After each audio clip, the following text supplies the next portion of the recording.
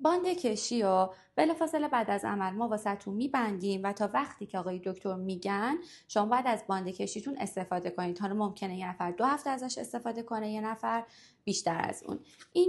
این قسمتش زیر بغل قرار میگیره. باند کشی روی نوار پایین گنتون میذارین. بالاتر اگر باند کشی رو بیارین زیر بغلتون رو اذیت میکنه. رو نوار پایین گنتون میذارین.